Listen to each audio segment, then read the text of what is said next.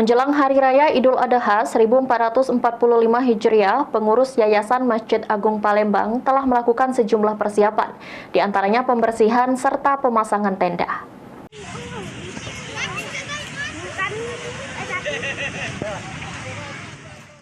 Menjelang Idul Adha 1445 Hijriah, penumpang bus Perum dari cabang kota Palembang mulai alami peningkatan penumpang, terutama pada H-2 jelang Idul Adha.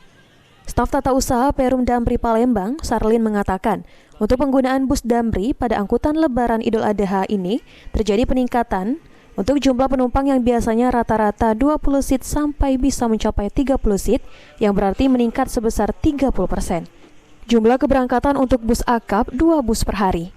Untuk tarif pada angkutan Lebaran Idul Adha pada tanggal 14 naik sebesar 10%, dari Rp355.000 menjadi Rp375.000, dan tarif akan kembali normal menjadi Rp355.000 pada tanggal 16 Juni. Masjid Agung Mahmud Badarudin SMB Jayawikramo atau yang dikenal dengan sebutan Masjid Agung Palembang itu akan memprediksi jumlah jemaah yang akan sholat Id besok Idul Adha diperkirakan sebanyak 20.000 jemaah.